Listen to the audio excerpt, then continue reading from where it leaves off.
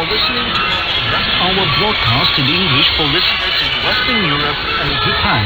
We can also be heard on the internet at www.AIRSPY. You can find us on Facebook, Twitter and other social media platforms. Our programs are also available on TuneIn and via satellite Eutelsat 16A on 11,512 MHz vertical polarization, azimuth 16 degrees east. Rate 29,950 mega symbols per second, standard DVB-S2, modulation 8PSK, audio PID 510. We wish you good reception conditions.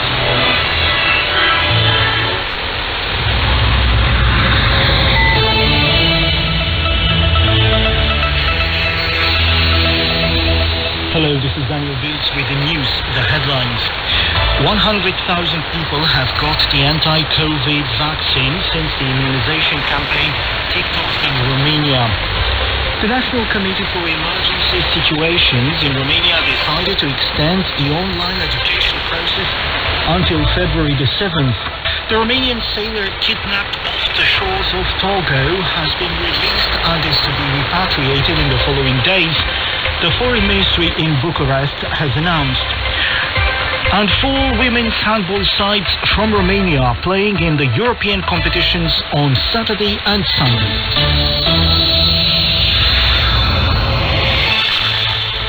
The government in Bucharest is expected to pass an emergency ordinance to grant additional sums of money to the medical personnel involved in the anti-COVID national vaccination campaign. Under the draft, physicians are to receive 20 euros per hour and nurses 10, Health Minister Vlad Voiculescu said. Family physicians are also going to get more money as they are considered an essential pillar in the immunization campaign.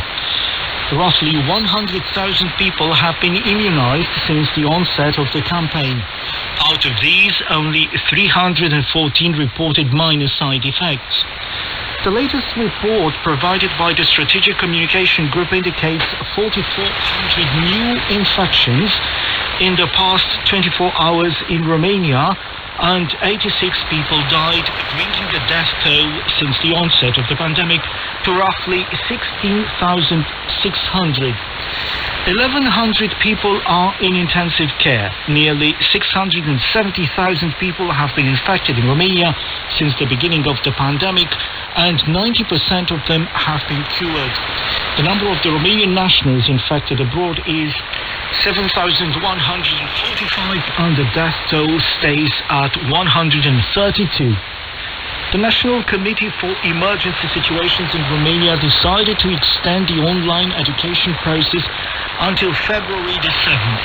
The suspension of activities involving the physical presence of preschoolers and students in schools and other education facilities comes right after the winter holidays. Education Minister Sorin Câmpeanu had earlier specified that students could return to schools starting February the 8th. At a meeting with trade unions in the field, representatives of parents and students associations, Câmpeanu said that it all depends on the evolution of the pandemic, adding that schools are going to open differently, taking into account the infection rate in the region. The opposition PSD and AUR, as well as the ruling UDMR, are favouring the reopening of schools, which they believe can be done next week. The Romanian sailor kidnapped from the Agisilaos ship off the shores of Togo has been released and is to be repatriated in the following days, the Foreign Ministry in Bucharest announced on Saturday. According to the same sources, in order to settle the incident, the crisis management cell set up on this occasion has taken a lot of action, working jointly with the company which hired the Romanian and other international partners.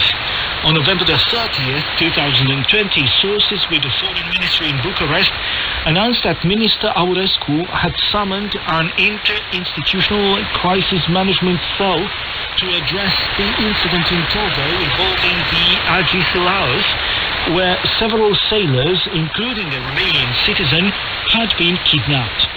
Romania's vice-champions in women's handball, CSM Bucharest, lost to Hungarian side Ferencváros Budapest 31-27, their first match counting towards the Champions League Group A.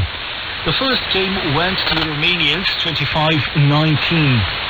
CSM ranks second in the group with 11 points, whereas Ferencváros comes fourth with 8.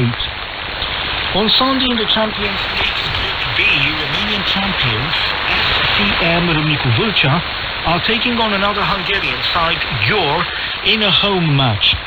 Another Romanian side, Minor Vajamana, on Saturday clinched a 33-29 win against the Norwegians from Storhamar Handball Elite.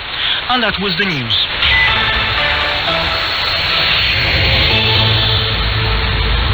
Coming up next, The Week in Review. Welcome to The Week in Review with me, Elena Enache. In Romania, the anti-COVID vaccination campaign that started on December 27 is underway. The third batch of 150,000 doses of vaccine was delivered on Wednesday. Tens of thousands of healthcare staff in medical and social units have been vaccinated in the first stage of the campaign. According to the authorities, the second stage will start at the end of next week to include people aged over 60 and people who suffer from chronic diseases, while the third stage, addressing all those who want to get vaccinated, is expected to start in April. Prime Minister Florin Câțu said in an online post that the vaccination capacity will increase daily in Romania. Also, the Health Ministry said it works on a simplified procedure of opening and authorizing new vaccination centers. Health Minister Vlad Voiculescu says Romania should soon have 1,000 such centers with a capacity of 150,000 shots per day. Meanwhile, the European Commission has authorized this week the second COVID-19 vaccine, namely the one produced by the US company Moderna. In fact, the European Commission has already ordered 160 million doses of the vaccine on behalf of the EU member countries. The vaccine is to be used for people over 18 and, just like the one produced by Pfizer-BioNTech, will be administered in 2 doses. Since the start of the pandemic, over 660,000 people have been infected with the novel coronavirus in Romania, and the death toll exceeds 16,500. Romanian schools and kindergartens may open in Romania as of February 8th and the beginning of the second semester, depending on the epidemiological situation, Education Minister Sorin Câmpeanu said after talks with representatives of the trade unions in education and of student and parent associations. He said the health of students and teachers is important, and so is proper education, especially for students who have national evaluation and baccalaureate exams this year, which will be held in an in-person format. However, on January 11, Romanian students will resume online classes, as decided by the government through an emergency order.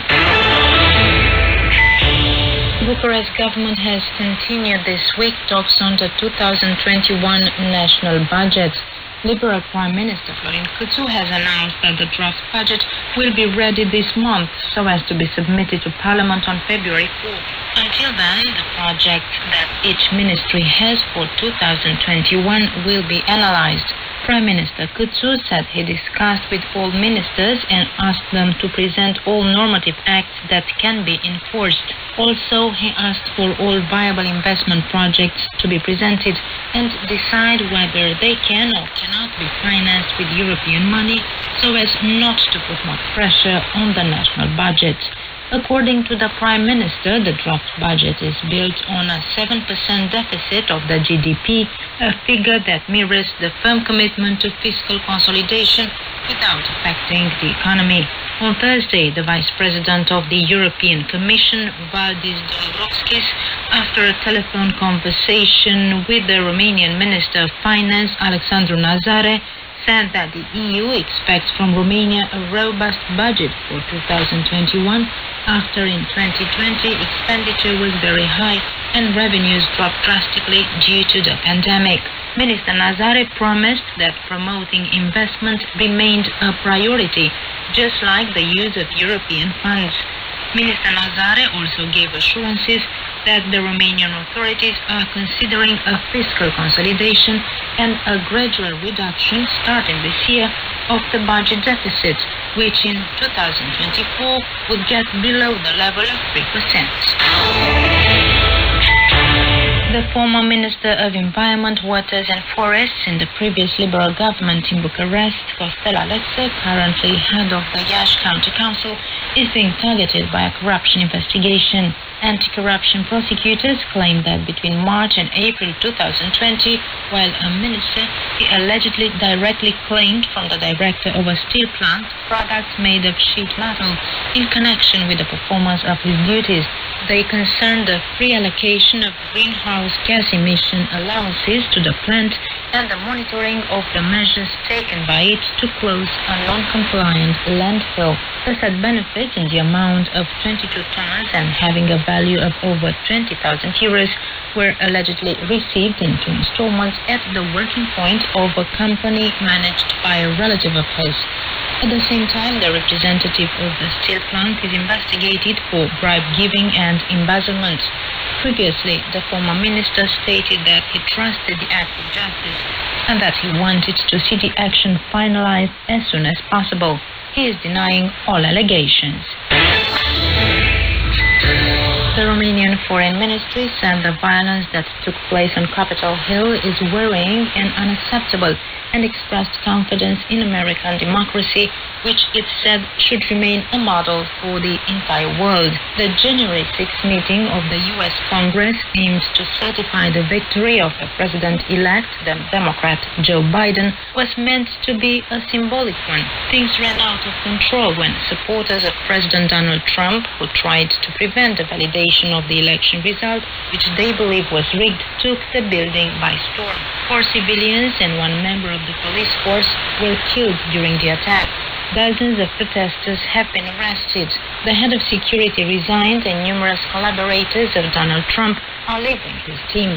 Leaders from around the world have condemned the violent events in Washington, D.C. Trump conceded publicly for the first time on Thursday that he will not serve a second term, vowing for an orderly transition of power.